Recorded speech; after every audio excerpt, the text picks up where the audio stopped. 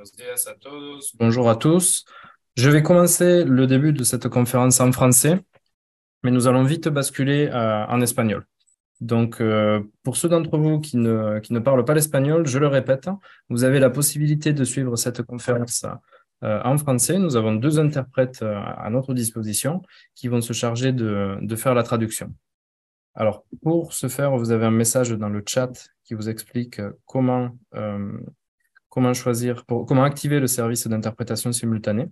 Il vous faut cliquer sur l'icône du globe terrestre situé en bas de l'écran et vous choisissez la langue. Et marquez l'option pour couper le son original, c'est certainement la meilleure option, comme ça vous n'entendrez pas le son original, mais seulement les interprètes. Voilà. Y ahora voy entonces a hablar en español. Et maintenant, je vais parler en espagnol. Pour les Espagnols eh bien, ils vont pouvoir suivre cette conférence sans interprétation puisqu'elle se tient en espagnol.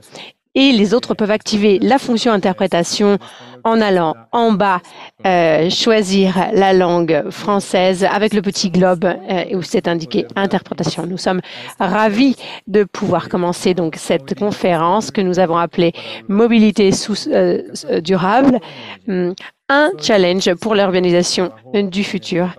Je travaille dans le département d'internalisation d'IMT des mines, dans une école d'ingénierie dans le sud-ouest de la France, à Albi. Et nous avons l'habitude d'organiser des conférences internationales pour nos étudiants et également pour nos partenaires internationaux. Ce que nous souhaitons faire avec ces conférences, c'est pouvoir donner à connaître Tiene pregunta, no está bien. Es dar a conocer asuntos internacionales, des projets internationaux à notre communauté académique, mais également à nos étudiants. Pour cela, nous avons organisé cette conférence dans le cadre de la Semaine de l'Amérique latine et des Caraïbes. En el marco de ese evento, et dans le cadre de cet événement, nous souhaitons parler d'industrie, de responsabilité sociale, d'innovation, avec un cas d'école très particulier qui s'est déroulé dans la ville de Medellín, qui est la deuxième plus grande ville de Colombie et qui a environ 3 500 000 habitants et qui a été un des villes les plus dangereuses du monde dans les années 90. Cette ville a connu une grande croissance, une grande démographie dans les années 80, 90 et dans les débuts de 2000. Pour cela, en dehors de cela, il y avait beaucoup de problèmes en Colombie avec et la ville de Medellín a grandi de manière exponentielle, avec des quartiers qui se sont créés sans avoir accès à des services publics. Ils ont été donc au centre de beaucoup de problèmes au sein de la ville. Le cas dont nous souhaitons parler aujourd'hui, eh bien, c'est le téléphérique. C'est une innovation qui a été utilisée dans les pays en général du Nord, les pays où il y a de la neige, pour un usage récréatif. Et ce cas-ci est un cas un peu particulier puisque il a été décidé d'incorporer un système de périphérique au système de transport en commun. Et pour nous parler de cela, nous avons invité Olga Luz Camarilla, qui est coordinateur du département de gestion sociale, environnementale, humaine de POMA, POMA d'ailleurs, qui est une entreprise française et qui a travaillé conjointement pour ce projet qui s'est initié en 2013. Nous avons découvert ce système de transport par câble. C'était un système encore jeune et qui s'était implanté dans la ville de Toulouse, mais dans le cas de Medellín, eh bien, c'est quelque chose de totalement différent. Je vais maintenant partager mon écran pour qu'il pour que Olga puisse faire sa présentation. De pronto, voy a recordar cómo funciona. Je vais vous rappeler comment les usages de la conférence. Ça va s'organiser de cette façon-là, la première partie dédiée à la présentation d'Olga. Et ensuite, bien sûr, vous aurez la possibilité d'intervenir avec vos commentaires et vos questions. Merci beaucoup, Alexis. Merci aux personnes qui nous accompagnent. J'ai partagé mon écran pour pouvoir partager ma présentation sur le thème qui nous réunit aujourd'hui. Nous allons donc parler de mobilité durable et d'urbanisme social. Ce sont deux éléments qui nous ont fait réfléchir sur ce que signifie la transformation sociale, le rôle de chacun des acteurs urbains dans un moment charnière pour changer de paradigme et pour transformer une réalité urbaine en une réalité sociale. Avec Poma, qui est donc une entreprise française, eh bien,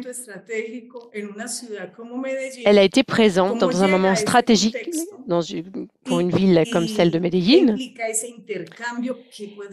Et voilà, elle était présente dans un échange qu'on pourrait appeler commercial, mais également interculturel, avec une notion d'apprentissage mutuel entre la Colombie et la France.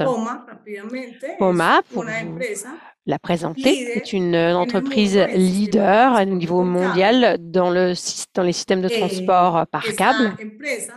Et cette entreprise, c'est un groupe en réalité qui contient 5 entreprises et qui a développé toute la transportation par système de câble.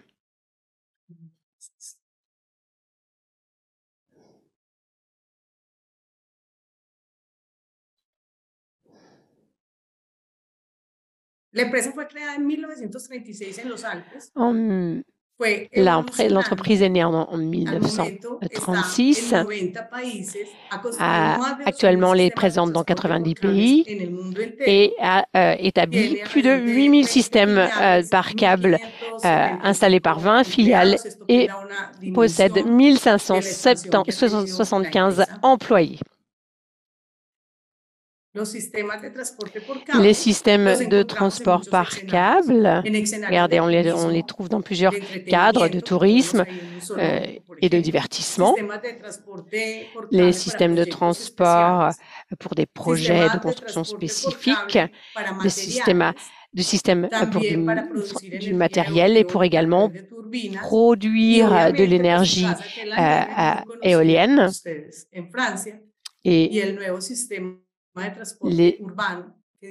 également pour et évidemment ce nouveau système de transport urbain et qui a été installé pour la première fois à Medellín. Donc, on part d'un univers neigeux à un système urbain. Pour vous resituer un peu le contexte de 2003, voilà, nous avons fait un voyage de la France à la Colombie. À cette époque-là, on a besoin de solutions pour les transports et dans les années 2000, 2002, 2003, quand on a fait appel à Poma, l'entreprise Poma en France, il y a la Medellín a une population de plus de 2000, presque 3000 habitants, avec une température de 22 degrés, une ville qui est entourée de montagnes, qui est située dans la vallée, avec donc, une géographie tout à fait particulière et privilégiée, avec une ville si belle et qui pourtant a connu beaucoup de problèmes, à savoir notamment un accroissement urbain phénoménal qui n'a pas été planifié en amont, qui a été déroulé de manière spontanée.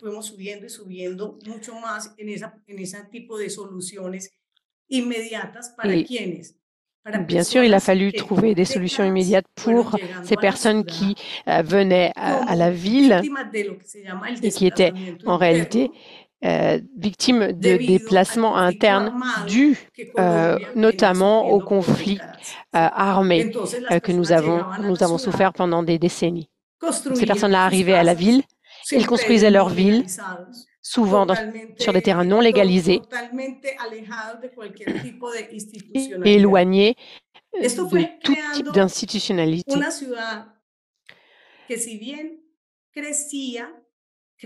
Il s'agit donc d'un accroissement de la ville. L'interprète, désolé, la présentation coupe un petit peu. Il y a donc eu le besoin de créer des frontières imaginaires. Nous avions ici un cumul de problèmes, de dettes sociales avec ces communautés. Et nous sommes à cette époque-là en 2002. On vient de commencer un nouveau siècle, un nouveau millénaire. Et avec des modes de vie, parfois qui dataient du 19e siècle, avec pas d'eau, pas d'accès à l'électricité, pas d'accès au transport public. Cette ville était énorme et pleine de problèmes. Et un de ces problèmes, entre autres, était qu'il n'y avait pas de moyen de communiquer entre les différents côtés de la vallée. Il y avait eu un métro qui allait du nord au sud et les personnes avaient bien des difficultés puisqu'elles descendaient travailler dans la vallée et devaient remonter à leurs habitats qui en général se trouvaient en hauteur. Il a donc s'agit d'essayer de maximiser cet usage des transports publics. Et à cette époque-là, le métro, eh bien, était devenu le symbole d'une ville avec une pédagogie qui avait été mise en place bien avant sa construction, qui était la culture qui tournait autour de ce métro. Et à cette époque, c'était quelque chose d'important. Mais il n'arrivait pas du tout à s'en sortir par rapport aux besoins des habitants. On a dû donc penser à un projet qui devait se faire par un système de câbles. Le même système qu'on utilise dans les Alpes pour aller faire du ski. Nous, on ne connaît pas la neige, nous, ici. Et on pourrait penser qu'avec des cabines et des sièges, on pouvait rejoindre comme ça le métro. Eh bien, c'est une idée qui a paru folle au départ, surtout pour l'entreprise Poma. Ça a été un véritable défi technologique. Ça mériterait toute une discussion d'ingénierie, puisque voilà, je travaille dans l'ingénierie, mais j'ai longtemps fait des travaux en sciences sociales. Et donc, j'ai accompagné ma vision du projet. J'ai accompagné ce projet de ma vision sociologique. Cela représente donc un défi. On se demande à ce moment-là où construire ce système de téléphérique, comment.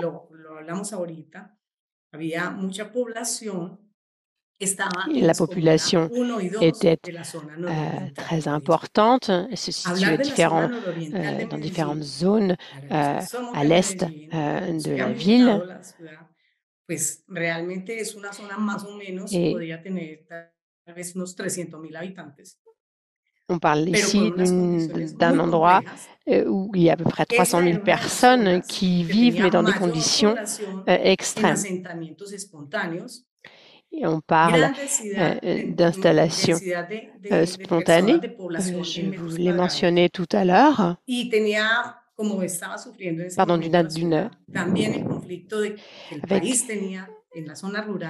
avec aussi un conflit derrière et un besoin, et comme je l'ai rappelé, comme je l'ai dit tout à l'heure, avec des personnes qui ont subi des déplacements internes à cause de la situation de la guérilla. Il y avait beaucoup de dangers, beaucoup de personnes étaient armées autour. Il y avait des frontières qui avaient été établies qui n'avaient rien d'officiel et c'était donc compliqué de cohabiter puisque tout à coup l'ambiance évidemment et la façon de vivre changeait. Ces territoires avaient donc une situation tout à fait complexe et cela signifie également que voilà, les jeunes, comme vous pouvez l'imaginer, étaient stigmatisés, avaient du mal à trouver du travail, ils étaient finalement confinés dans cet endroit de la ville sans avoir accès aux différents services. Il y avait très peu de possibilités. Tous ces conflits, comme je vous le disais, conflits de stigmatisation, de narcotrafic. Les jeunes faisaient partie de bandes différentes et les conditions de vie étaient d'une grande pauvreté. Voilà, donc une grande insécurité dans cette zone. Et on a enregistré environ 245 000 homicides à cette époque-là pour cette région particulière de la Colombie. Donc voilà, à chaque fois que quelqu'un allait en Colombie, on disait surtout n'allez pas à Medellín. Avec cette situation complexe, donc dans les années 2000, il y a eu une baisse évidemment, mais on est arrivé à environ 9 000 cas d'homicide. La question était donc la suivante, avec ce niveau de pauvreté, avec cette problématique sociale si fatale, avec cette problématique de sécurité si importante où l'État n'arrivait pas à pénétrer ces zones-là, avec une vision territoriale, une ségrégation qui s'exerçait. Il y avait également, et tout simplement, une problématique de transport. Et puis le centre de la ville, pour rejoindre cette zone-là, on pouvait mettre plus d'1 heure en véhicule, de manière improvisée, avec les moyens du bord, autrement dit, avec aucune garantie. Et c'était très compliqué.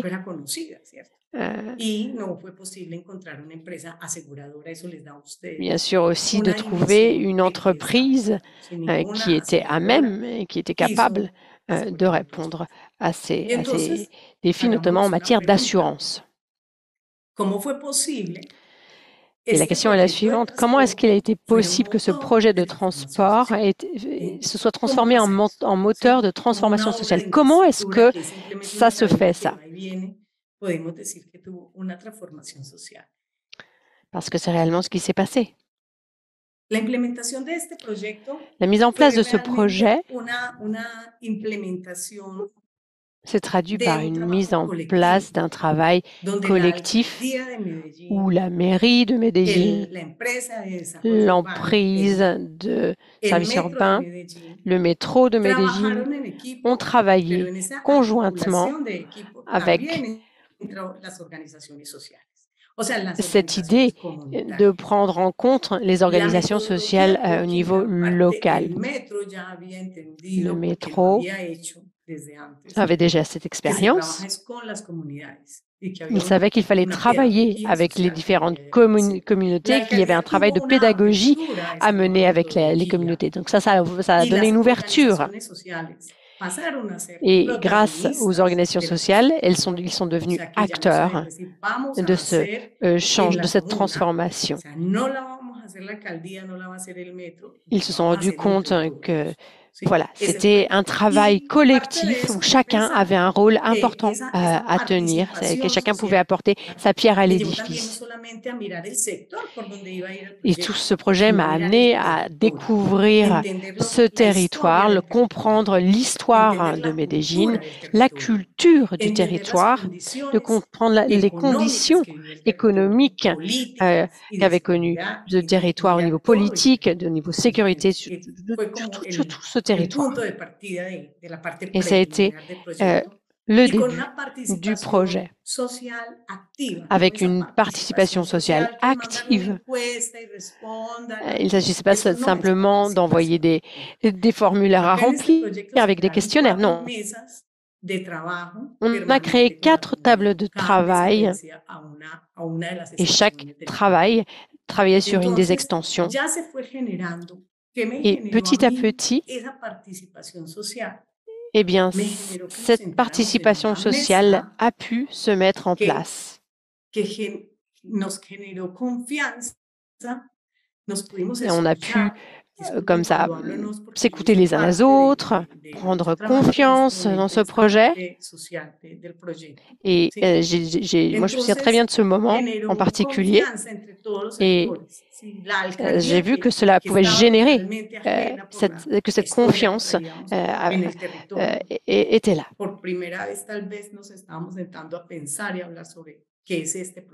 Alors, c'était peut-être la première fois qu'ils ont réussi à s'asseoir tous autour de la même table pour réfléchir, pour penser quels sont les agents impliqués, quelles sont les parties prenantes, comment peut-on faire qu'ils s'approprient du projet et à ce moment-là, concevoir le projet et lancer le projet. Alors là, on a fait un travail très, très intense de socialisation du projet ou de diffusion du projet.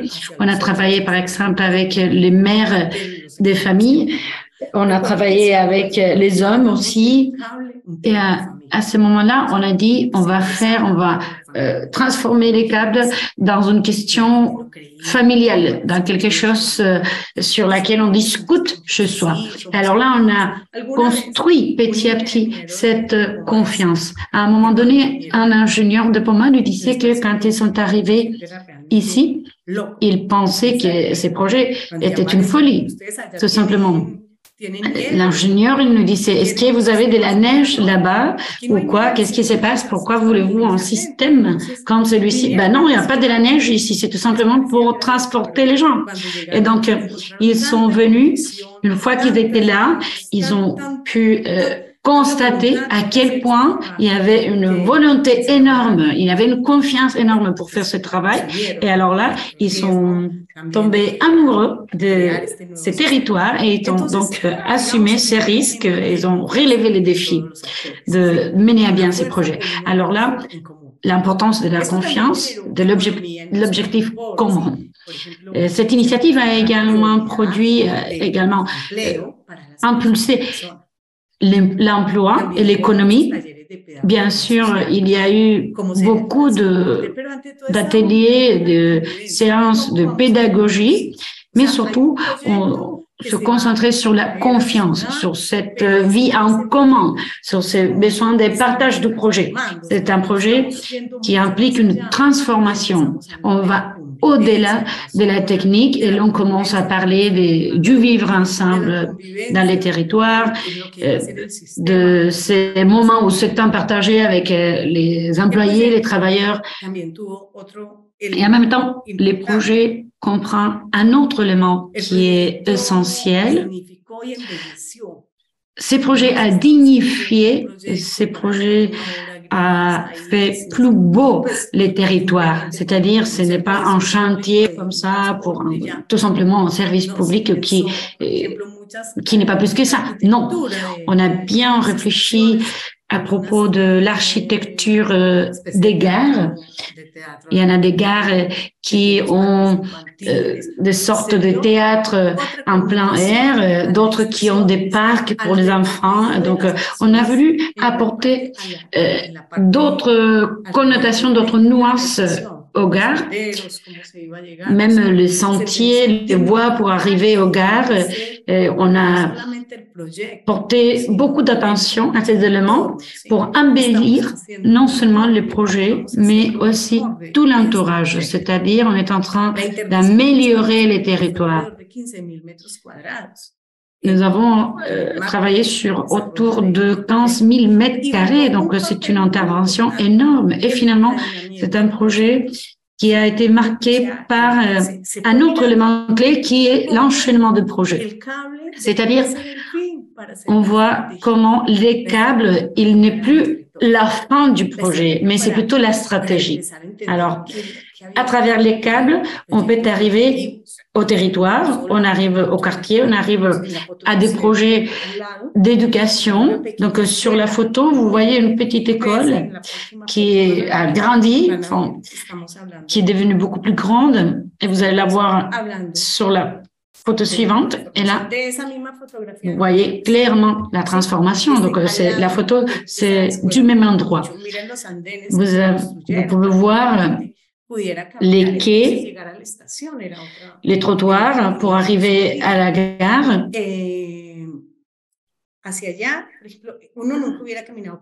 Par exemple, avant, dans cette zone, on ne se promenait pas. Donc, c'était impensable ça. Mais au fond, vous voyez qu'il y a un petit coin pour regarder la ville, un point panoramique.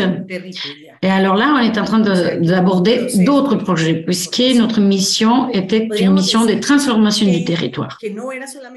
On peut aussi dire qu'il ne s'agit pas uniquement d'aborder la ville en tenant compte de conflits, mais on cherchait aussi les opportunités que l'on pouvait trouver dans cette mission. Alors là, nous avons adopté un regard très proactif, très positif, très optimiste pour véritablement imaginer la possibilité de faire autrement. Alors là, cet impact en termes d'urbanisme social, les résultats sont les suivants. Donc, il y a une capacité installée, une capacité pour le territoire. Mais il ne s'agit pas uniquement d'une réactivation de l'économie, mais cette capacité installée, elle est aussi en lien avec l'estime de soi par rapport au territoire, la confiance en soi pour être capable de faire des choses importantes, de grandes choses. Et là, on le fait avec ce travail d'équipe, avec l'entreprise publique, l'entreprise privée, les institutions, etc. Alors là, l'impact social est énorme. Et c'est toujours grâce à cet enchaînement de projets. Nous avons constaté une réactivation de l'économie, puis le lancement de petites entreprises, de petites initiatives commerciales. Nous avons assisté également à une réactivation de la culture, des équipements sportifs aussi. Donc, c'était des endroits qui n'étaient pas utilisés avant. Donc, c'était des surfaces plutôt vides, des espaces un peu abandonnés. Et là, ils sont devenus des espaces pour les vivre ensemble. Alors là, on parle d'une dynamisation sociale et économique. Et avant tout, un élément qui est absolument clé, c'est l'appropriation du projet. Donc là, on voit beaucoup de personnes qui veulent connaître ce projet, qui veulent connaître le câble. Donc, et c'est les habitants de ces zones qui se sont appropriés du projet. Donc, ils prennent soin de ces installations. Donc, parce que ce n'est pas un projet qui a été un cadeau de la mairie. Ben non, c'est un projet que nous avons construit ensemble avec toute la population. Et c'est pour ça que cette appropriation, elle est tellement réussie. Parce qu'on l'a fait ensemble. C'est pas quelque chose qu'on a fait pour nous. On a tous participé. Et moi, je racontais à mes enfants comment on a réussi à faire les câbles, etc. Puis, l'amélioration de l'entourage, c'est extrêmement important. Donc, le trottoir pour marcher, pour se promener dans une zone où il n'y en avait pas avant. Nous avons un peu plus tard, en 2013, l'on commence le projet du câble. en 2003, et puis en 2004, on finit la construction. Et là, nous avons assisté à un changement dans la mairie avec Sergio Fajardo, qui a parié également pour l'urbanisme social. Donc, ils ont même mis en place une stratégie d'urbanisme social qui est basée sur la réactivation économique et sociale, le dynamisme culturel et les espaces d'éducation. Et alors là, dans ces tissus urbains, les câbles arrivent et commencent à fonctionner en 2004 et l'on voit l'articulation d'autres projets pour les territoires. Par exemple, avec des bibliothèques absolument fantastiques que l'on a appelées les UBA. C'est des unités de vie, c'est des endroits qui étaient abandonnés ou des installations qui étaient abandonnées auparavant, mais là qui sont utilisées pour les sports, pour les arts ou pour tout simplement la rencontre sociale. Donc ça, on a dénommé tout ça, toutes ces dynamiques, l'urbanisme social, c'est-à-dire approcher ou aborder des espaces pour les vivre ensemble dans toutes les dimensions et surtout en connexion avec les dynamismes sociaux. Et ces projets ont été absolument essentiels. On a amélioré la qualité de vie des personnes, donc personne n'a plus honte de dire qu'il est de la région ou du district nord-oriental. Donc, quand on est fier, on peut même dire. Donc, depuis le centre-ville, les personnes qui nous visitent, elles n'ont plus peur. Et d'ailleurs, c'est un endroit qui est devenu même touristique. Donc,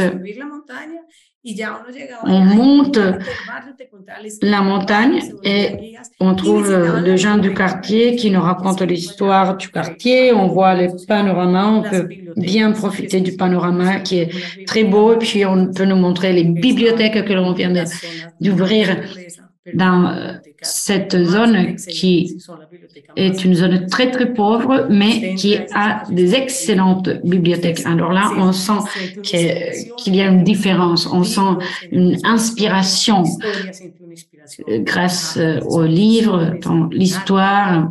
Et là, on voit de plus en plus d'expositions, de plus en plus d'événements d'art. Et là, on adopte une vision d'avenir plus orientée vers le tourisme. Et donc, on laisse un peu derrière cette période tellement difficile, cette période de violence. On commence à considérer cette période comme une période d'apprentissage. Et puis, on est devenu le protagoniste de la transformation de notre propre territoire. Alors là, c'est une expérience qui a beaucoup de valeur. Et encore un élément fondamental, c'est la récupération de la gouvernabilité. C'est-à-dire, à ce moment-là, dans notre territoire, les institutions jouent leur rôle. C'est clair qu'il reste encore certains problèmes, mais là, on n'est plus gouverné par des groupes violents ou par des groupes illégaux. Donc là, il y a les institutions. Et surtout, avant tout, on parle d'inclusion sociale. Ces frontières qui existaient avant, donc ces personnes qui ne trouvaient pas un emploi parce qu'elles étaient originaires de ces districts. Alors là, ça a changé grâce à cet énorme projet d'urbanisme social. Quand on regarde en arrière, moi je pense toujours à une réflexion que j'aime beaucoup. Un projet n'est pas un projet c'est une œuvre sociale. Et donc, la ligne K, vous voyez comment la cabine arrive à la gare. Vous pouvez voir tout le long du parcours, du trajet, elle est parfaitement intégrée dans un système intermodal. C'est beaucoup moins cher parce qu'on utilise plusieurs modes de transport, avec un seul billet. Alors, il y a cette intégration en termes de tarifs, mais aussi intégration physique, intégration de systèmes qui apporte beaucoup d'efficacité en termes de mobilité urbaine, avec 45 000 passagers par jour, plus de 100 000 heures de fonctionnement, autour de 111 000 à l'heure actuelle. Et surtout, c'est un référent, c'est un exemple en termes de méthodologie des projets et c'est aussi un symbole de transformation urbaine dans la ville de Medellín. Donc, c'est un exemple, c'est un symbole de fierté et c'est une référence. Donc, partant de la méthodologie de construction de ce câble, nous sommes finalement arrivés à un exemple, à un grand exemple par rapport au projet. Est-ce que l'on veut gagner les prix des grandes institutions comme le Biennale, etc., ou est-ce que l'on veut gagner de la qualité de vie pour nos territoires, pour nos habitants? Alors là, c'est une question clé. Voici la carte du transport par câble. Donc, la première ligne, elle est en verte, celle-ci, que vous voyez sur l'écran. Et puis, par la suite, la ligne jaune, qui a été construite en 2008. Puis, par la suite, nous avons la ligne bleue. Ça, c'est le trajet du métro. Et sur ce point, en vert, les tramways. Et alors là, on peut combiner les deux modes de transport. Et puis, même après les tramways, on peut prendre le câble dans la ligne 13 de novembre ou dans la ligne Las Torres. Donc, ces deux lignes qui sont issues de la stratégie d'urbanisme social et c'est comme ça que l'on intègre ces territoires avec un projet très similaire à celui de la ligne câble. Et puis par la suite, nous avons aussi les câbles Hardy. Pour le premier câble que l'on a fait, donc on regardait la montagne, on s'est dit c'est bon, il y a une réserve naturelle. Est-ce que l'on pourrait peut-être amener les câbles jusqu'à cette réserve naturelle et alors là, créer un espace ou une dimension plutôt touristique. Et puis, la dernière ligne en rouge qui s'appelle El Progreso ou bien les câbles du Picacho. Bon, donc après cette première partie, je vous invite donc à avancer dans le temps. Donc, on a déjà pu connaître qu'est-ce qu'il en a fait en 2004, tous les apprentissages que nous avons tirés de cette expérience. Et là, on arrive en 2013. L'année 2013, pour nous, en tant que POMA, elle est très importante parce qu'on va inaugurer POMA Colombie. Et quand on crée POMA Colombie, bon, on s'est dit, bon, qu'est-ce que c'est que ça de créer une filiale? Est-ce que l'on arrive avec nos équipements, avec nos machines, avec toutes nos installations? Comment ça s'est fait d'arriver à un territoire? Et bon, alors là, on a tiré profit de ces apprentissages, c'est-à-dire nous ne sommes plus une entreprise d'ingénierie, nous ne sommes plus une entreprise des câbles, nous sommes une entreprise avec une responsabilité sociale, c'est-à-dire nous avons déjà vécu une expérience qui a été très intense et qui nous a appris plein de choses. Alors là, on voulait continuer dans cette même ligne. Donc, le monde change aussi et nous assistons à la nouvelle agenda Habitat 3, c'est l'agenda urbaine qui appelle les entreprises à créer des innovations pour répondre aux défis du développement urbain durable. Donc, l'objectif de la mobilité durable est de créer un accès universel au transport qui soit sûr, propre et accessible et qui facilite l'accès à des opportunités de services. Donc, la mobilité durable est un besoin, mais elle est aussi un défi. Et donc, chez nous, chez POMA, nous sommes une entreprise de transport, mais nous travaillons aussi dans le domaine de la mobilité. Qu'est-ce que cela veut dire? Eh bien, à un moment donné, il y a une demande de transport et on peut répondre à cette demande à travers des équipements, à travers les voyages, par les mouvements, les moyens de déplacement. Ça, c'est le transport. Mais quand on parle de la mobilité, il faut se poser d'autres questions. Donc, c'est qui qui fait ces voyages. Alors là, on va penser plutôt au sujet, aux personnes qui utilisent ces équipements, quels sont les besoins de ces personnes, comment elles se déplacent et quel est son objectif dans ces déplacements. Alors là, on parle de mobilité. Et il faut s'engager pour la mobilité parce que nous sommes une entreprise de transport qui génère de la mobilité. Et pour ce faire, pour s'intégrer à cette nouvelle mission qui exige le temps actuel, alors là, on envisage aussi les objectifs de développement durable. Et nous avons décidé qu'il fallait approfondir chez Poma dans la gestion sociale. Les résultats, c'est en lien avec cette première expérience en 2004 et nous sommes très fiers puisque c'est un système qui suppose un tournant en fait dans notre apprentissage et alors là qui nous amène aussi à avoir un engagement social plus fort. En même temps, de cette entreprise locale, nous passons à une demande locale qui nous parle d'un impact particulier et qui nous exige d'envisager les objectifs de développement durable.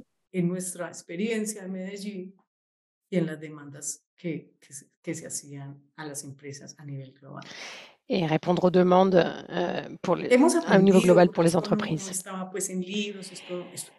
Je vous l'ai dit, ça a été un apprentissage, évidemment. Il s'est agi d'observer. Et nous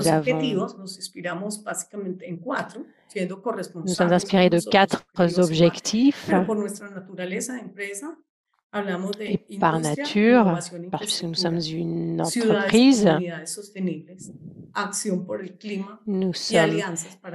nous avons respecté ces 4 engagements, l'action pour le climat, des communautés de villes durables et évidemment sur le plan de l'industrie.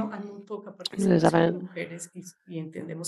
bien sûr une grande participation des femmes également. C'est un des objectifs que nous souhaitons poursuivre et qui part toujours de ce principe d'action sociale.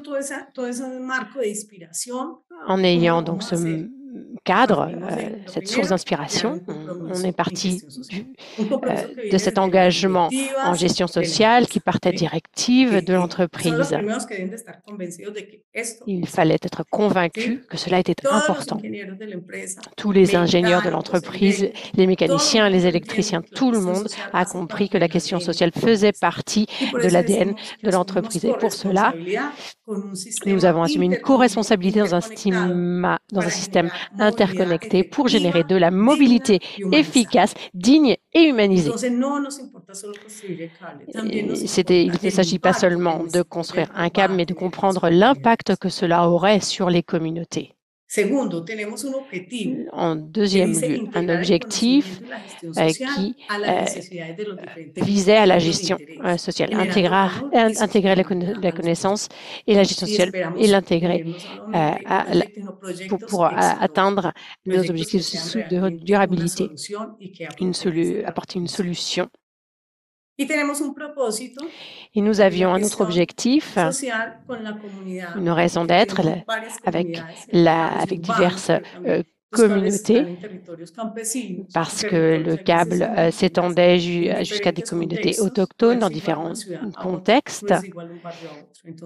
Les choses étaient différentes d'un quartier à l'autre. Et au niveau de l'ingénierie, nous avons dû penser à quelque chose d'humain et de durable. Et au final, eh bien, ça s'est reflété par un modèle de gestion sociale.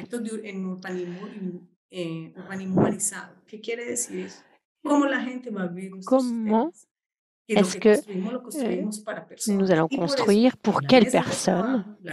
Et nous avons travaillé autour de la table et nous avons compris à quel point c'était fondamental. Nous nous sommes projetés du début du projet Et bien sûr, nous avons discuté de ce projet avec le client, de la gestion sociale. Nous avons apporté une notion d'inclusion sociale et de développement intégral des communautés.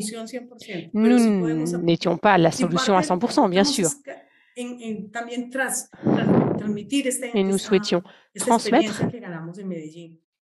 cette expérience. Vous savez, en Amérique latine, il y a beaucoup de contextes qui sont similaires.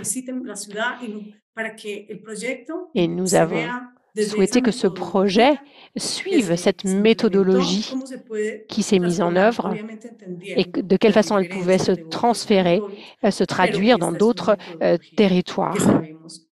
Nous savions que nous pouvions nous appuyer sur cette méthodologie qui pouvait répondre aux attentes sociales. En troisième lieu, nous avons agi de façon co-responsable avec le territoire. Nous sommes des visiteurs. Nous vous souhaitions faire partie du territoire. Nous étions enclins à connaître la population, à savoir à qui nous nous adressions, quel était le réseau social, à qui m'adresser lorsque j'avais une préoccupation. Nous sommes donc devenus des voisins. Nous savons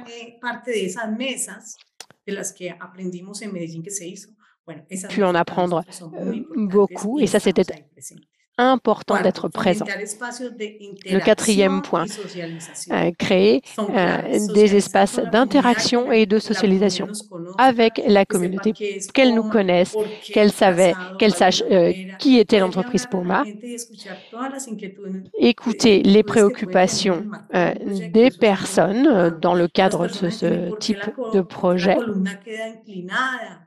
Par exemple, on nous demandait pourquoi est-ce que ce poteau d'eau il est un peu incliné, est-ce qu'il ne va pas tomber, par exemple. Et ça va nous expulser du territoire. Voilà. Il s'agissait donc de rassurer et d'avoir un dialogue et de pouvoir répondre à toutes leurs questions.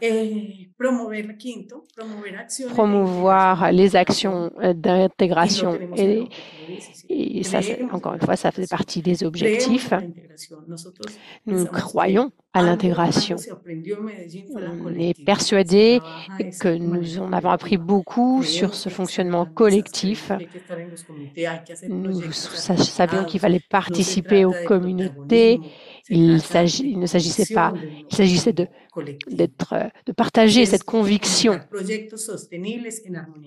avec des projets durables en harmonie avec la nature, la question de la durabilité environnementale, y compris d'un point de vue pédagogique. Quelques personnes,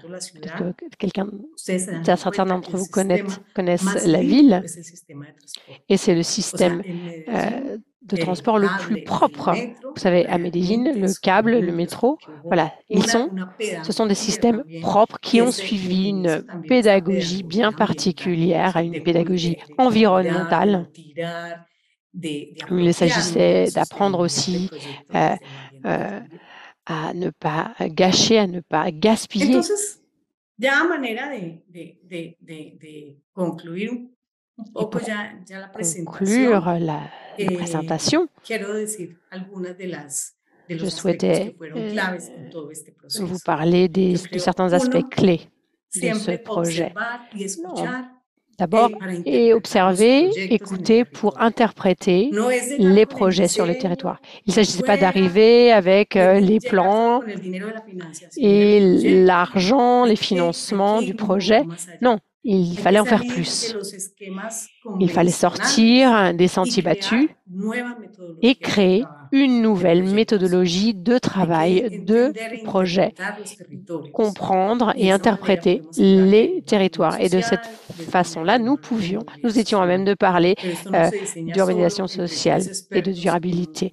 Ce n'était pas une discussion entre des experts dans un bureau. C'était une interaction permanente avec beaucoup de respect, avec de l'écoute et de compréhension des besoins des communautés.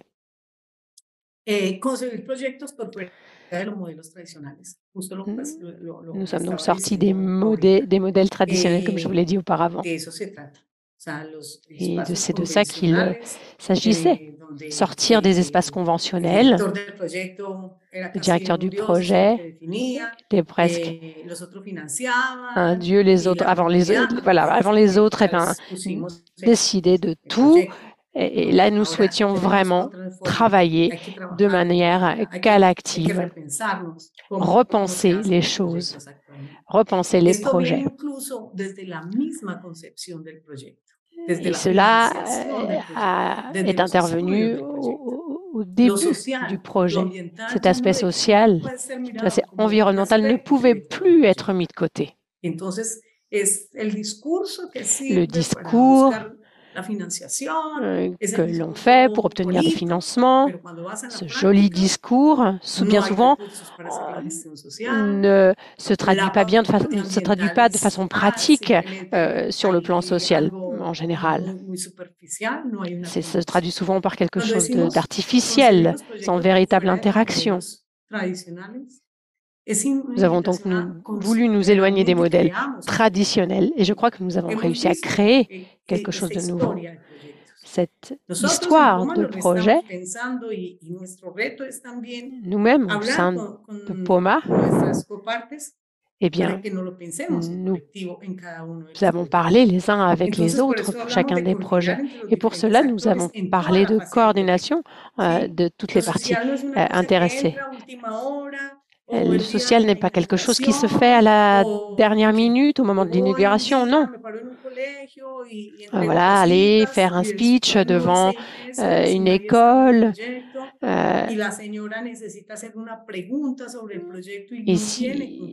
Bien souvent, il y a des questions qui restent sans réponse. Non, l'aspect social devait être présent depuis la phase préliminaire, au moment de l'exécution et également au moment de la livraison.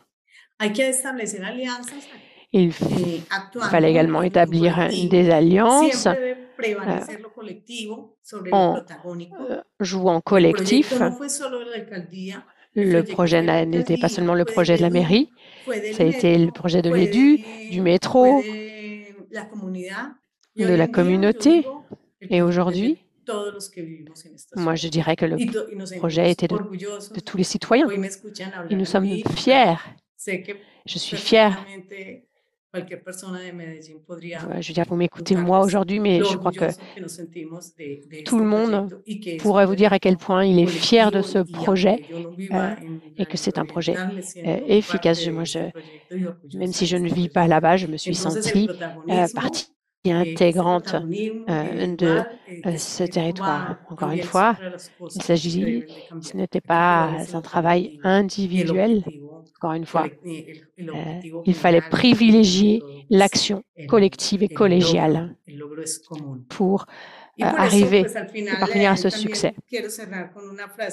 Et je souhaiterais conclure avec une phrase qui me semble une vraie source d'inspiration. Malheureusement, l'interprète n'a pas entendu cette belle phrase de façon intelligible. Il faut donc observer toutes les composantes.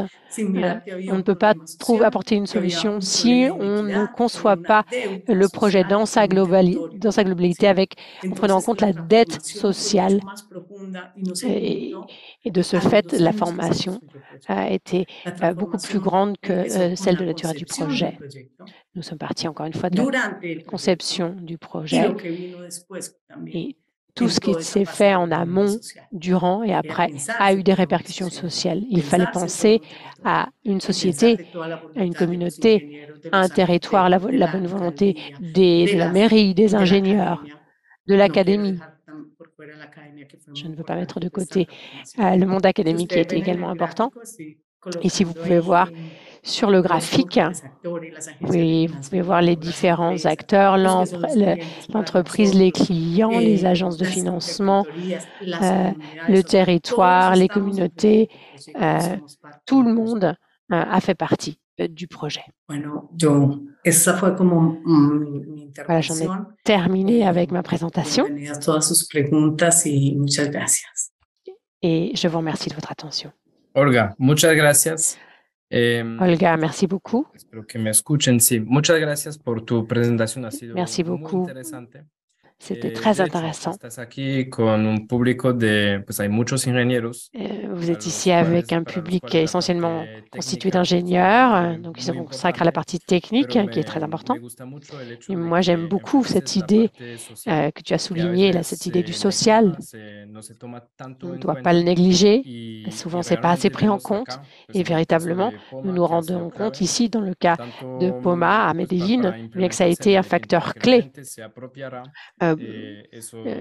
C'était bien de faire en sorte que les gens puissent s'approprier ces outils. Yo que conozco a Medellín, he visto, es muy... Moi, je connais cette ville de Medellín et quand j'en discute avec eux, eh bien, vraiment, tous me disent sans conteste qu'il y a eu un avant et un après ce projet. Et c'était impossible avant d'imaginer se promener dans ces quartiers. C'était beaucoup trop dangereux. Et maintenant, je connais une personne qui n'est pas allée je connais pas une personne qui va en Colombie sans aller à Medellín. Quand on se rend à Medellín, c'est une des choses que l'on souhaite faire. Et bien sûr, c'est également tout à fait démocratique puisque c'est accessible à la majorité. Les prix sont tout à fait démocratiques. Et on se rend compte, évidemment, on peut se rendre compte de la transformation qu'a subie cette ville. Il y a eu un développement. On sait très bien qu'au niveau de la démographie, c'est une situation qui a changé du tout au tout de façon brutale. Et l'État, la société a été invitée à participer. Je crois que nous allons avoir beaucoup de questions. Je vais moi-même me charger de la première. Il y a quelqu'un qui demande si pour Poma, quelle a été la part de la partie technique? Qu'est-ce qui était le plus important, la partie sociale ou la partie technique? Je crois qu'à l'époque, Poma se concentrait sur ce qui était son expertise, c'est-à-dire la partie technique. Quand ils nous ont appelés, ils les ont invités. Ils étaient tout à fait étrangers à cette thématique sociale. Bien sûr, ils étaient au courant de la crise politique, mais ils n'étaient pas familiers avec les détails et c'était une situation tout à fait particulière. Il a fallu établir un diagnostic social et je souhaitais bien sûr dire qu'il s'agit de Poma France en 2013. C'est le moment où la filiale est en train de se créer. Mais je crois qu'à l'époque, ils se sont rendus compte du défi que cela représentait pour le territoire. Mais je crois que le véritable défi, pour moi, ça restait quand même la partie d'ingénierie. Et je souhaitais également inviter notre audience à poser ses questions sur le chat, s'ils le souhaitent. Continuons à parler de la Colombie. Pourquoi est-ce que le projet de Bogota, par exemple, de métro, ne s'est pas concrétisé? Comment est-ce qu'on peut expliquer les succès? C'est une grande thématique. C'est parfois devenu une blague, cette histoire du métro de Bogota. Je crois que le plus important, finalement, dans tous ces projets, c'est l'aspect social. Et ça doit se faire bien avant le travail de l'ingénierie. Et un des défis prépondérants, eh bien, elle s'est posée au moment du début du projet. Et il y avait ces questions de terres non légalisées et pas de documents de propriété. Et véritablement, Le travail de la mairie à cette époque, ça a été de légaliser tous ces terrains pour pouvoir se rendre compte des terres qu'il fallait acheter pour pouvoir développer ce projet. Il y a eu de multiples études qui ont été réalisées et je crois que je n'ai pas les détails sur la manière dont ça s'est passé à Bogota.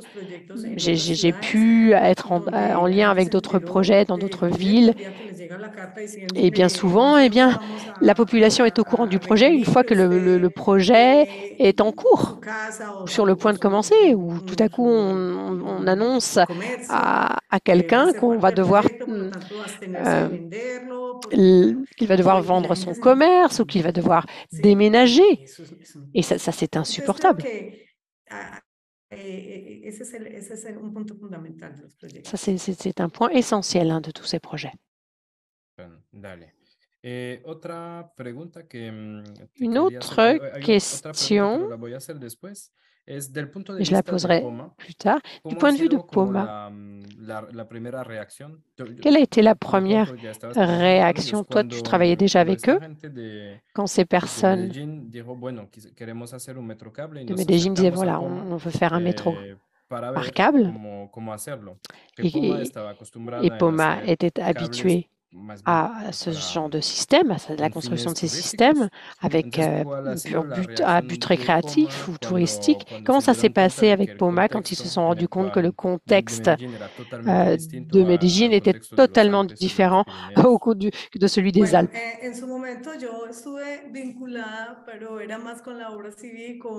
Bon, c'est vrai que je participais à ces projets, mais je ne travaillais pas pour Poma à ce moment-là. Je travaillais seulement sur les volets sociaux du projet à travers une autre société qui a été créée, une union temporaire d'entreprises entre Poma, puis l'œuvre sociale, disons, ou l'action sociale et les métros de Medellín. Donc, mais en tout cas, d'autres collègues m'ont dit que c'était véritablement un projet trop complexe. Il y avait plein de villes de l'Amérique du Sud qui appelaient avec la même idée. Et donc, il y en a qui leur disaient, bon, non, mais c'est pas possible. Ça, c'est tout simplement un système pour ces territoires, mais tout le monde qui insistait, donc, et qui leur demandait de venir, donc, qui leur assurait que c'était possible, etc. Donc, il y en a qui disaient qu'il y avait des systèmes de neige en Argentine, au Chili. Et moi, je visite ces projets. Et donc, il y en a qui me disaient, bon, dès que je passe par Medellín, donc je vais y aller, on va en parler maintenant. Parce que tout le monde était convaincu que véritablement, c'était quelque chose de possible. Et bon, pour moi, elle dit, bon, ça y est, on y va. Mais bon, je pense que ça mérite un autre séminaire entre ingénieurs, en fait, parce que le fait de passer d'un système de transport par câble destiné au tourisme et les transformer dans un système de transport par câble massif qui est articulé avec les métros. Donc, ça a été très, très dur pour les ingénieurs. En fait, il y a eu plein de difficultés, plein d'apprentissages, surtout en termes de développement mécanique aussi. Ouais, c'est parfait parce que là, je fais le lien avec la question suivante. Donc, quel est le rôle des organismes du gouvernement dans le cadre de vos projets? Bon, à Medellín, donc les entités ou les établissements du gouvernement sont les financeurs. Ici, nous avons un cadre ou un plan recteur, un plan directeur pour le projet de la ville et chaque mairie, elle conçoit un projet, puis elle cherche les financements. Et elle intervient à ces niveaux-là, les institutions.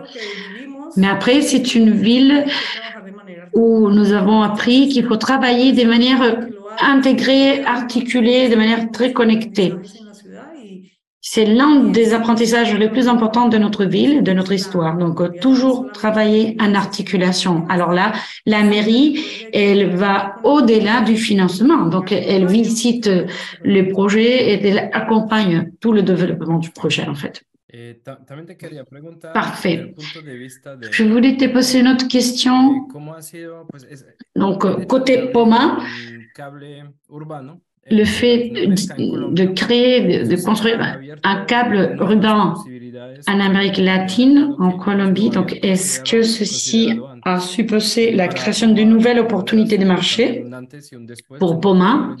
C'est-à-dire c'est un tournant aussi pour POMA après les câbles de Medellín? Ben oui, tout à fait. Ces projets a gagné des prix. Enfin, la ville de Medellín a gagné des prix en tant que ville innovatrice et le projet de POMA fait partie de cette innovation. Donc, il y a une partie du mérite qui correspond à POMA. D'autant plus aujourd'hui, avec tous les questionnements, avec tout le défi qui suppose les questions environnementales. Et à ce moment-là, il y a énormément d'indicateurs concernant les accidents, par exemple, même des indicateurs liés à la santé par rapport aux effets de moyens de transport sur la santé. Et alors là, les transports urbains par câble nous offrent une opportunité d'avoir un mode de transport avec un impact sur l'environnement qui est beaucoup plus réduit. C'est un système qui est pratiquement vert. Mais bon, on est dans une étape encore très initiale. Donc, on vient de commencer, mais je pense que c'est quand même une possibilité prometteuse. Le câble nous permet de bien connaître en profondeur la ville. Moi, je lis la ville depuis les câbles. Moi, je peux voir quelle est la situation de mon quartier, de mon district. Donc, je vois les petits cours d'eau. Je peux voir s'il y a des ordures à un endroit ou à un autre. Donc, c'est un outil pour s'approprier de la ville, en fait. Quand je me déplace en câble, je trouve toujours quelque chose qui attire mon attention, peut-être un beau coucher de soleil ou un arbre qui a grandi. Donc, c'est très beau, c'est très différent. L'expérience par rapport au déplacement en voiture ou en car, elle est absolument différente. Donc, on se déplace assis dans la cabine, on peut regarder l'horizon. C'est très beau, en fait. Il me semble que comme moyen de transport pour le développement urbain et comme ligne d'affaires pour notre société, pour moi, c'est vraiment très positif. Alors, je vois que les déplacements en métro câblé sont absolument différents par rapport aux déplacements en métro. Donc, on est à l'opposé, en fait. On n'est pas au sous-sol, mais on est en dehors. À l'extérieur. Donc, Santiago voulait te poser une question. Comment mesurer l'impact social du projet avant, pendant et après l'exécution? Bon, nous avons constaté une réduction des cas d'homicide. C'est aussi c'est un indicateur de gouvernabilité parce qu'avant, on n'arrivait même pas à ces endroits. Mais actuellement, il existe même une banque, par exemple, une succursale bancaire. Ça, c'était quelque chose d'impossible avant. Et puis, nous avons des visiteurs, nous avons des touristes dans la zone. Donc, c'est une réalité que l'on peut mesurer, que l'on peut constater. C'est une transformation du territoire. Et là, avec les câbles du Picacho, donc ces deux montagnes qui sont l'une en face de l'autre, et aujourd'hui, on peut passer de cet endroit, de cette zone de la ville, prendre un câble et traverser toute la ville, donc, et passer d'un côté à l'autre. Donc, avant, pour ce faire, il fallait 2 heures, donc il fallait descendre jusqu'en centre-ville et puis prendre une autre ligne différente. Et là, c'est plus nécessaire. Donc, les indicateurs sont très positifs. Donc, réactivation économique, plus d'équipements, des équipements pour les vivre ensemble, pour l'utilisation communale, disons, donc des équipements culturels, d'éducation. Je le disais avant, donc le câble n'a pas été la fin ou l'objectif. Le câble a été la stratégie. Et donc, c'est une stratégie qui a abouti à un processus de transformation sociale et qui s'est basé sur la culture, sur l'éducation et la transformation sociale. Nous avons une autre question de Adrien qui veut savoir comment gérer la violence du territoire pour que ceci soit bien accepté du point de vue social et pour que ces personnes changent leur manière de penser ou leur manière d'agir.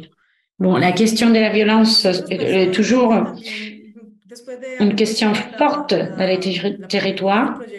Et pour nous, après les projets de la ligne K, nous avons fait un autre projet qui était aussi très difficile, la ligne H, qui se situe dans les montagnes aussi avec une situation sociale complexe, avec de confrontations avec des groupes de paramilitaires. Et peut-être que vous connaissez des documentaires, donc il y en a des Français qui sont venus, qui m'ont dit une fois, je monte pas à la montagne parce que j'ai vu un documentaire, je ne veux pas me faire tuer. Donc, ce que je veux dire, c'est que nous avons commencé à travailler dans un territoire, mais nous ne sommes pas arrivés avec l'armée, nous ne sommes pas arrivés avec des entreprises privées de sécurité, nous sommes entrés avec la communauté, avec les agents sociaux.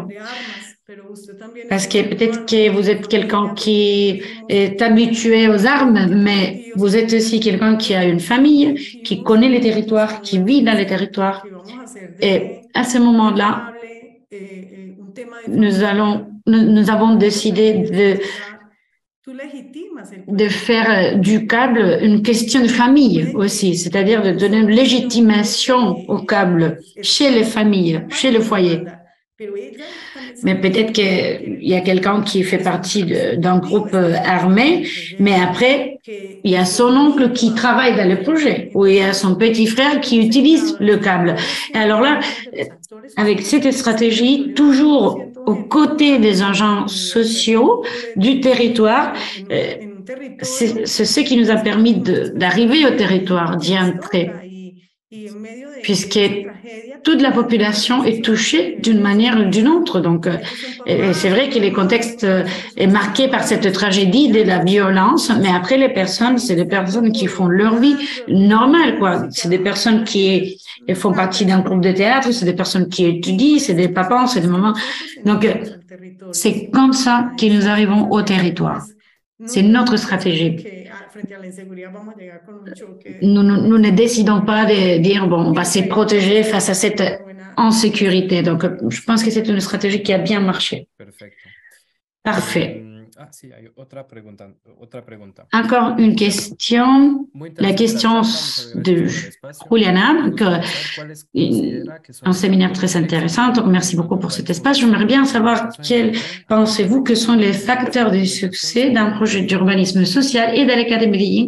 À partir de quel moment vous avez vu ces facteurs, vous avez pu constater ces facteurs après l'implémentation? Voilà, donc ce qui est important d'un côté, c'est d'aborder les projets en tant qu'action collective et non pas comme une action isolée. C'est une action collective, toujours avec la participation de beaucoup d'acteurs différents, beaucoup d'agents, les personnes qui habitent sur le territoire, mais aussi les agents sociaux, les ONG, etc. Et c'est une bonne socialisation du projet. C'est un processus permanent. Ce n'est pas quelque chose de ponctuel. Donc, et cet aspect social, cette dimension sociale, elle est présente depuis le début, depuis la conception du projet. Et puis, l'engagement des cadres, de responsables du projet. C'est important aussi. Donc, parfois, l'agent social est très seul, disons, donc un peu isolé, donc et il n'est pas en contact avec le responsable, avec la direction du projet. Donc, et alors là, ça devient quelque chose d'ajouté. Et non, il faut qu'il y ait une communication permanente. Il faut savoir aussi qu'il y a des moments difficiles, que chaque projet est différent, mais l'acteur social ne peut pas être là uniquement pour les moments de crise. C'est-à-dire, on commence les projets avancent, et puis au moment où la communauté n'est pas contente, alors là, on appelle l'agent social. Non, on ne doit pas faire ça. On doit l'intégrer depuis le début. Et ces facteurs de participation, de socialisation, ce travail en équipe, cette appréciation du territoire, c'est des aspects clés. Merci beaucoup, Olga. Il me semble qu'il n'y a plus de questions, donc on va mettre fin à la conférence. Mais je voulais quand même te poser une question encore. Chez vous, chez le groupe POMA ou chez POMA Colombie, est-ce que vous recevez des étudiants à un stage? Parce que je pense qu'il y a beaucoup de participants, beaucoup des assistants du public, c'est des étudiants. Donc, du coup, peut-être qu'ils peuvent être intéressés à participer dans vos projets. Oui, effectivement. Donc, notre gérant actuel, il a commencé son parcours chez POMA en tant que stagiaire. Donc, oui, nous avons de belles expériences d'étudiants en stage. Donc, nous avons 20 filiales chez POMA, dont POMA Colombie. Et alors là, bien sûr, donc, nous allons toujours donner l'opportunité aux étudiants. Elles sont les bienvenus. Donc, absolument. Nous savons que l'Amérique latine est dans une période très forte, très particulière de participation, de réactivation. Donc, on voit qu'il y a énormément d'opportunités. Nos projets, on les fait surtout avec les secteurs publics, avec les gouvernements. Parfois, les gouvernements ont, à un moment donné, ils ont eu peur du point de vue économique, mais là, c'est le moment de la réactivation. Et donc, chez nous, on va toujours être très content de recevoir des étudiants. Pour nous, il ne s'agit pas uniquement d'un échange commercial, c'est aussi un échange interculturel. C'est des expériences qui nous enrichissent énormément. Donc, la France nous a amené l'ingénierie des câbles. Et donc, après nous, en échange, on a amené d'autres utilisations du câble de la Colombie à la France. Et donc, c'est des échanges qui sont absolument nécessaires, très intéressants. Et donc, on est très content de recevoir des étudiants. Parfait, Olga. Donc, merci beaucoup. On va finir cette conférence. Je te remercie pour cette présentation. J'invite les assistants du public à connaître les câbles de Medellín, puisque c'est un véritable exemple, c'est un référent. C'est un cas de transformation urbaine qui est excellent. Donc, merci encore. Merci pour cette très intéressante présentation. Je profite aussi pour féliciter les interprètes qui ont fait possible d'avoir une audience plus ouverte, plus diverse. Donc, merci à elle. Et je te laisse conclure. Si tu veux dire un mot, donc, au nom de notre institution, encore merci. Non, c'est tout. En fait, merci pour cette invitation. Merci à vous de nous donner cette opportunité dans l'espace universitaire pour partager nos expériences. Merci à tous les participants, à toute l'audience. Et vous pouvez nous trouver sur les réseaux sociaux. Vous pouvez trouver des informations supplémentaires sur les projets. Donc, merci Alexis, merci aux interprètes. Et voilà, et bonne soirée pour tout le monde en France. Merci Olga. À bientôt. Et on t'attend ici. Tu es toujours la bienvenue chez nous.